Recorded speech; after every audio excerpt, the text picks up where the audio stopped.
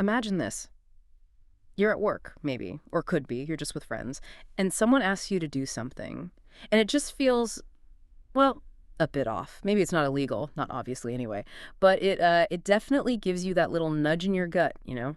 Your conscience is kind of pinging. Right. But the person asking, maybe they're your boss or just someone influential, they say, oh, it's just policy, or look, everyone's doing it, or maybe follow the process. Don't make waves. Mm-hmm. That sounds familiar. Exactly. So what do you do then? And the bigger question maybe is, why do so many of us good people, people who think of themselves as having strong morals, why do we often just go along with things we internally question? Sometimes the consequences turn out to be, well, devastating. It's a really fundamental human dilemma, isn't it? It really is. And today we're taking a deep dive into something that sheds a lot of light on this. It's a powerful psychological phenomenon, a state of mind, really, that seems to allow ordinary people to do extraordinary things, sometimes really harmful things, simply because they believe they're just following orders. Mm-hmm. The agentic state. That's the one, the agentic state, a concept that really came into focus because of one of psychology's most controversial and honestly most eye-opening experiments ever done. That's right. And at its core, this agentic state, it's basically describing a psychological condition, a shift, really, where you stop seeing yourself as acting out of your own free will, guided by your own conscience. Uh-huh. Instead, you start to perceive yourself as an agent, like an instrument, just carrying out the orders or maybe even just the wishes of an authority figure. So you're not the one driving the car anymore, sort of. Exactly. It's this profound shift where the feeling of personal responsibility for what you're doing just seems to evaporate. It transfers psychologically onto the person giving the commands.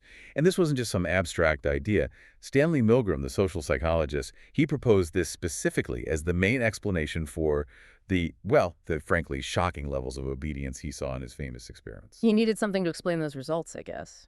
He absolutely did, because it flew in the face of what everyone expected. Milgram pinpointed this mechanism, the agentic shift, as the key to understanding how seemingly normal, decent people could end up participating in acts that were morally repulsive. And his theory suggests this state helps explain a huge range of things we see in the real world. Like what kind of things? Well, the obvious ones, maybe, like blind obedience and military atrocities, that whole just following orders defense. Right. But also, think about corporate scandals, where maybe systemic pressure leads people down a bad path, or cult indoctrination, where followers completely surrender their judgment, even just bureaucratic apathy. That feeling in big organizations where no one feels responsible. The not my job kind of thing. Precisely.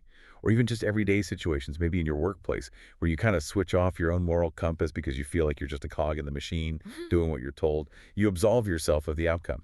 And that's the crucial point, isn't it? This isn't just about, the big historical events or the scandals that make the news, though it definitely helps us understand those better. Right. It's about the subtle ways our own thinking can shift, maybe day to day, sometimes without us even consciously clocking it. Mm-hmm. This agentic state, as we're going to explore, it seems to be a universal human tendency, a kind of psychological shortcut. And understanding it, well, it has huge implications for how we see human behavior, ethics, and maybe even our own courage. Absolutely. So to really get it, we need to go back to where it all started, to the experiment itself. Okay, so let's unpack this properly. To really understand the agentic state, we absolutely have to go back to its origins, its crucible, you could say. Wow. Stanley Milgram's obedience experiment. Yep, conducted back in the early 60s, 61 to 63, at Yale University. Right, Yale, which probably added to the sense of legitimacy we'll talk about later. No doubt. And these studies, they didn't just make ripples, they sent shockwaves, right, through psychology, through the public consciousness. Absolutely. And they still spark debate today. Intense debate. Decades later, they really challenged fundamental assumptions about who we are. They're definitely a cornerstone. You can't really talk about social psychology without talking about Milgram. You really can. Yeah. The setup itself was deceptively simple looking, but it was incredibly carefully designed to create this environment of intense psychological pressure and a really clear authority structure. So you had participants, ordinary guys mostly, recruited through newspaper ads. They thought they were signing up for a study on memory and learning. Okay, pretty innocuous sounding. Right. And they were assigned the role of teacher. Then, in another room, sometimes they could see through glass, sometimes just here there was the learner. Now, the key thing here, the learner was actually a Confederate. an actor, basically, working with Milgram's team. Ah, so the participant didn't know that. Didn't know at all. This learner was strapped into a chair, electrodes attached, supposedly linked to a shock generator. Okay. The teacher's job seems straightforward. Read word pairs, test the learner's memory, and give an electric shock for every wrong answer. And the shocks got worse. Incrementally worse. This was critical. They started at 15 volts, labeled slight shock, and went up in 15-volt steps, all the way to 450 volts. 450 volts. Wow. To really hammer home the perceived danger, the higher levels had these labels like danger, severe shock, and the final two switches were just marked XXX. It's XXX. That's chilling. So the teacher genuinely believed they were giving real, painful, potentially dangerous shock. Absolutely. That was crucial for the experiment's validity. They were convinced it was real. And overseeing it all in the room of the teacher was the experimenter. This figure of authority, calm, dressed in a gray lab coat, that symbol of scientific legitimacy. All right, a coat? His demeanor was steady, rational, unwavering. Now, as the teacher gave what they thought were stronger shocks, the learner, the actor, followed a script, pre-recorded sounds. What kind of sounds? Grunts at first, then cries of pain, complaints about a heart condition, pleas to stop, demands to be let out, and then, at the highest voltages, just silence. Ominous silence. Oh, wow. But even with all this audible distress, the experimenter in the lab coat just calmly instructed the teacher to continue. He had these specific phrases, these prods. What were they? Things like, please continue. Yeah. Or the experiment requires that you continue. Then it is absolutely essential that you continue. And the final one, if the teacher hesitated, you have no other choice. You must go on. You have no other choice. That's direct. Very direct. Yeah. The whole setup was engineered almost like a stage play to maximize the pressure to obey while making it feel like the responsibility lay entirely with the experimenter, with the science itself. Okay, so that's the setup. And here's where it gets really, really interesting and, like you said, deeply unsettling even thinking about it now. What Milgram actually found just blew everyone's predictions out of the water, didn't it? Completely. Before he ran the main studies, he asked psychiatrists, college students, ordinary middle-class adults, how far do you think people will go? How many will hit that 450-volt switch? And what did they say? The consensus was overwhelming. Almost nobody. Maybe 1 or 2%, perhaps only the truly sadistic fringe, the lunatic fringe, as some put it. Most predicted people would stop as soon as the learner showed any real pain.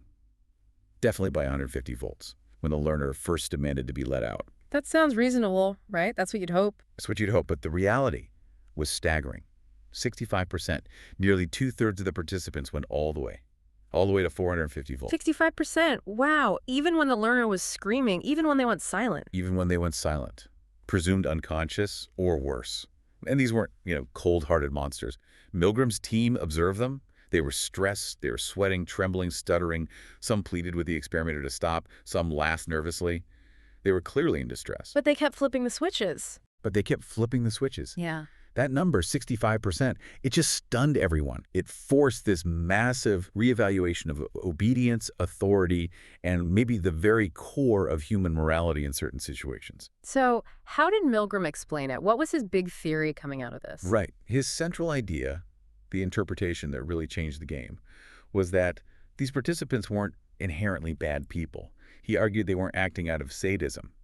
Instead, she proposed they'd entered this psychological state, the agentic state. Okay.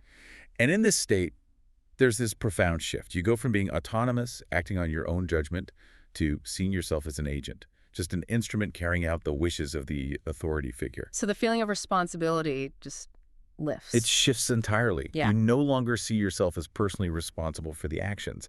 The responsibility, in your mind, transfers completely to the person giving the orders. The internal logic becomes something like, it's not my fault, I'm just doing my job. Or, I'm just following instructions. I'm just doing what I'm told. Exactly. And that allows you, psychologically, to disconnect your actions from your own moral compass. You can sidestep your own ethics, because the burden of the consequences feels like it belongs to someone else. It's a powerful mental loophole. So it challenges that idea that our actions always directly reflect our inner character. Fundamentally, Milgram's work strongly suggested that the situation, the context, especially the presence of what seems like legitimate authority, can be much more powerful in shaping behavior than our individual personality or moral beliefs. It forced this really uncomfortable confrontation Under the right or maybe the wrong kind of situational pressure, most ordinary people could be led to do things they normally find abhorrent. Okay, so Milgram showed us what happened, that shocking 65% number. But the really crucial part, maybe, is the how. How does a person who normally operates with a conscience suddenly seem to disconnect from it? Right. It can't just be like flipping a switch, can it? There must be psychological mechanisms at play. Exactly. It's not instantaneous. Milgram identified several key psychological factors within the experiment that seem to push people into this agentic state. Understanding these is vital. So what's the first one? The first, and arguably the most fundamental, is that loss of personal responsibility. We touched on it, but it's central. In the agentic state, your internal perception of accountability just shifts. It moves from, I am doing this, to, they are responsible for what I am doing. And you're saying that's not just like a cynical excuse after the fact, it feels real in the moment. It seems to be. It's a powerful psychological bypass that genuinely seems to lessen the moral burden. If you truly feel you're just an instrument, the weight of the action, the guilt, the potential consequences, they don't land squarely on you anymore. So it makes it much, much easier to follow orders that might otherwise clash really strongly with your own values. That internal monologue, it's not my fault they told me to do it. It's not just words. It reflects a genuine psychological shift. Some research even suggests brain activity changes, right? Like the sense of agency actually diminishes. Exactly. Some neuroscience work supports this idea that the brain areas associated with feeling responsible for initiating actions can become less active in these kinds of situations. It really feels, to the individual, less like their own choice. It helps protect their self-image as a good person, even while doing harmful things. Okay, that's huge. The responsibility shifts. What else? You mentioned the lab coat earlier. Yes, the second key mechanism, Mm. the legitimacy of authority. Milgram found obedience was significantly higher when the authority figure seemed legitimate, official, credible. So the setting, Yale University, the lab coat, the calm demeanor, it all adds up. It all adds up. These are powerful symbols. Mm. A uniform, a title, a prestigious institution, even just that calm, unwavering, almost detached manner of the experimenter, they all confer legitimacy. And that makes it harder to question. Much harder. We are conditioned from childhood, to respect authority. Parents, teachers, doctors, bosses. When someone in a position like that gives an order, our default response is often to comply, even if we feel uneasy. The experimenter's calmness, even as the learner screamed, was particularly disarming. It kind of signaled, this is normal, this is under control, making it harder for the participant to define the situation as an emergency or as unethical. Did Milgram test this? Like, what if the authority wasn't so obvious? He did. In variations where the experimenter gave orders by phone, or where the person giving orders was presented as just another participant in ordinary clothes, obedience dropped dramatically. Wow. So the appearance of legitimacy is incredibly important. Hugely important. It directly impacts our willingness to suspend our own judgment and just obey. Okay, so responsibility shifts, authority feels legitimate. What's next? It didn't start at 450 volts, right? Exactly. That's the third crucial mechanism, the gradual escalation of demands. This is incredibly insidious. The foot in the door thing. Precisely the foot-in-the-door technique. You don't start by asking for the massive, horrifying act. You start small, 15 volts, slight shock. Easy to justify, right? Once someone complies with that small request, maybe even a slightly uncomfortable one, it becomes psychologically much harder to refuse the next, slightly larger request, and then the next. Because you've already committed. You've already committed. You've bought into this situation. Each step kind of normalizes the next one.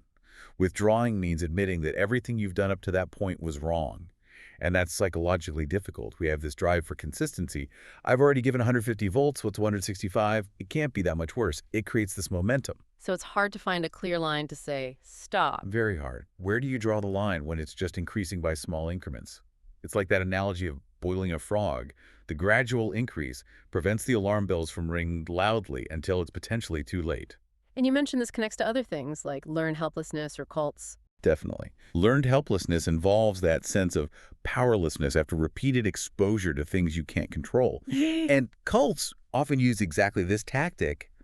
Small commitments, gradual increases in demands, slowly eroding autonomy until followers are completely compliant. It's a very effective, very dangerous technique. Okay, that gradual part is really chilling because it feels so relatable in a way, but it still leaves this question. How do people live with themselves? If you're doing something that feels wrong, even if you're told to, Doesn't that create internal conflict? Absolutely. Massive internal conflict. And that brings us to the fourth mechanism, cognitive dissonance suppression. Cognitive dissonance, that uncomfortable feeling when your actions don't match your beliefs. Exactly. That mental clash here, the clash is huge. I am a good moral person Yeah. versus I am inflicting terrible pain on someone. The psychological discomfort is intense. So the mind desperately needs to reduce this dissonance, this discomfort, and it does so through various rationalizations and suppressions. Like Well, the main one we keep coming back to is externalizing responsibility. I'm not the bad guy. I'm just following orders. Or the experimenter is responsible. reframing it. Reframing it completely. Seeing the action not as a personal choice to harm, but as adherence to a system, following protocol, performing a duty. Sometimes people might subtly dehumanize the victim too, although Milgram's setup didn't explicitly push that. It often happens in real-world scenarios. Anything to lessen the perceived severity or personal connection to the harm? So you convince yourself you're just a cog in the machine. Essentially, yes. It allows you to maintain that positive self-image, to avoid overwhelming guilt or self-condemnation, even while participating in something terrible. It's how people can get involved in collective harm without, in the moment, feeling like they themselves are monstrous. The psychological defenses kick in. Wow. Okay, so those four mechanisms, loss of responsibility, legitimacy of authority, gradual escalation, and suppressing that dissonance, they paint a pretty powerful picture of how this agentic state takes hold. They really do. They show it's not just one thing, but a combination of potent situational factors and internal psychological processes. Now, it's tempting maybe to think, okay, that was a lab experiment, a specific setup. But you mentioned earlier, this isn't just about the lab. Not at all. How does this connect to the real world? Because that's where it gets really scary, right? That's where the implications become incredibly profound and, yes, often chilling. The agentic state provides a powerful, though uncomfortable lens for understanding some of the most troubling human behaviors throughout history and even in our lives today. Where do we see it most clearly, historically? Well, the most discussed example, and the one that heavily influenced Milgram himself, is historical atrocities like the Holocaust. That defense, I was just following orders, famously used by figures like Adolf Eichmann at his trial. It's almost a textbook description of the agentic state. It's important to say that's not an excuse, right? Absolutely not. It's crucial. Understanding the psychology doesn't excuse the morality or absolve responsibility, but it helps explain the how. How could so many ordinary Germans participate in or stand by such systemic evil? The Nazi regime was masterful at creating the conditions for the agentic state. Extreme dehumanization of victims, absolute authority vested in the state and the Führer, tasks broken down into small bureaucratic steps. Compartmentalization. Exactly. So a bureaucrat scheduling trains might not feel directly responsible for the final destination. A soldier carrying out orders feels they're just doing their duty. The legitimacy was absolute. The escalation was horrifyingly gradual, starting with laws and ending in genocide. People became agents of the state. That's terrifying. Are there more recent examples? Sadly, yes. Think about the Abu Ghraib prison abuses in Iraq in 2004. You had American soldiers committing severe human rights violations. Again, it's complex, poor training, stress, leadership failures played roles. But the intense authority structure of the military, the dehumanization of prisoners in a war context, the breakdown of oversight, it all contributed to soldiers shifting into an agentic mindset, acting as agents of the perceived demands of the situation, or even implicit orders overriding their own ethical training. The uniform, the rank, the context, it facilitated horrific acts. So it's not just history books or war zones. You said it happens in corporations, too. Oh, absolutely. It infiltrates boardrooms and cubicles quite effectively. A really stark example is the Wells Fargo fake accounts scandal. Right, where employees open millions of accounts without permission. Exactly. These weren't master criminals. They were bank tellers, branch managers under unbelievable pressure from senior management to meet insanely aggressive sales targets. Their jobs were on the line. So the pressure created the situation. The pressure, the corporate hierarchy acting as the authority, the constant demand for results legitimizing almost any means, and the feeling that everyone else is doing it, or this is just what the company wants. It pushed employees into an agentic state. They rationalized creating fake accounts not as fraud, but as doing my job, meeting my quota, surviving. The responsibility felt like it belonged to the company, to the system demanding those numbers. That sounds depressingly familiar in some corporate cultures. It can be. And it links to that broader idea of bureaucratic apathy in large organizations. When work is highly specialized, people can feel very disconnected from the final outcome. Like a tiny cog in a huge machine. Precisely. You just focus on your little piece. You don't feel personally responsible for the overall result, whether it's inefficient, ineffective, or even unethical. The agentic state here manifests as indifference, a lack of initiative, a reluctance to question things because it's not my responsibility or I'm just following procedure. It allows systemic problems to just continue. Okay, so history, corporations. What about more personal levels? You mentioned cults earlier. Yes, the agentic state is absolutely central to understanding high-control groups or cults. Charismatic leaders work incredibly hard to establish their legitimacy, divine authority, special knowledge, whatever it is. Then it's all about that gradual escalation. Small commitments at first attend meetings, change diets slightly, donate a little money. Each step erodes personal judgment and autonomy. Builds commitment. Builds commitment, Yeah. exactly. Over time, the leader's authority becomes absolute. Followers enter a deep agentic state. They'll obey almost any directive, no matter how extreme or harmful, because they see themselves purely as agents of the leader's will or a higher cause. The personal responsibility is completely transferred. Moral disengagement is total. That's chilling. Does it happen in more normal professional settings like medicine? It can, and it's dangerous. Think about medical ethics violations. Healthcare has strong hierarchies, right? A junior doctor or a nurse might feel immense pressure to defer to a senior physician's decision, even if it feels ethically wrong. Like performing an unnecessary procedure or ignoring patient consent. Potentially, yes. Or overprescribing or cutting corners. The perceived authority and expertise of the senior figure, combined with the pressure to conform and not challenge the chain of command, can lead healthcare professionals to act against their own judgment or training. They become agents of the hierarchy, sometimes prioritizing obedience over patient well-being. That's a really serious implication. It is. And finally, there's the pervasive, everyday version. Toxic workplace obedience. You hear that phrase, don't question the chain of command. Yeah, often. Workplaces that actively discourage questions, punish dissent, and demand blind adherence, even to morally dubious or just plain stupid directives, are breeding grounds for the agentic state. Employees learn to suppress their concerns, to just go along to get along, to avoid conflict or protect their job. This fuels what's called everyday moral disengagement. So you just comply, even if you disagree. You comply. You act as an agent of the company policy or the boss's whim, because challenging it seems too costly.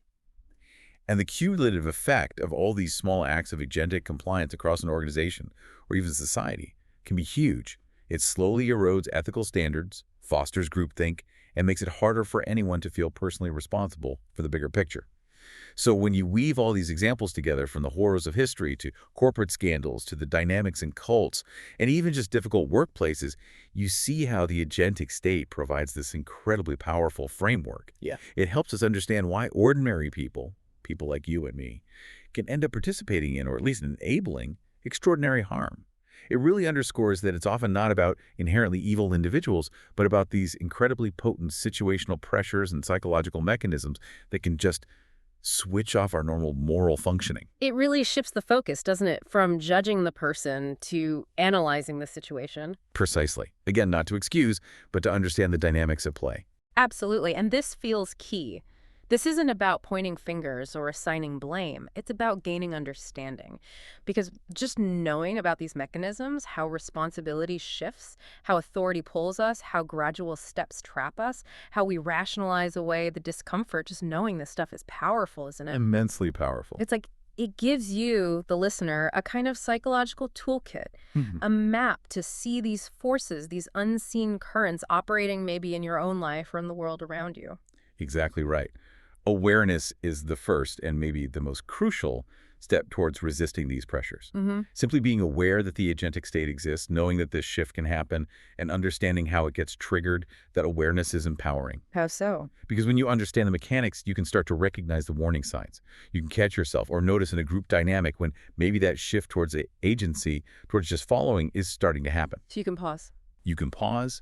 You can engage critical thinking. You can question directives, even seemingly legitimate ones. You can challenge assumptions, yours and others. It gives you the mental space to make a more conscious, more ethical choice. To reclaim your own agency, basically. To reclaim your own agency, to resist that pull towards blind obedience, even when the pressure from authority or the group is really strong. It's about consciously choosing to align your actions with your values, even when it's difficult. Knowing the trap exists is the first step to avoiding it. Okay. So we've taken a really deep dive today into the agentic state. We've peeled back the layers on this concept that, honestly, it really does change how you look at people and power dynamics. Uh-huh.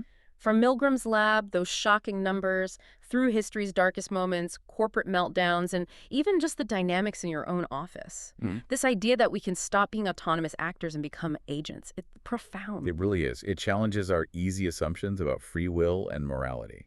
It shows how much context can shape us. And the power of the situation. The immense power of the situation. But the real takeaway, perhaps, the real power of understanding the agentic state isn't just about explaining the past. It's about empowering you, the listener, right now.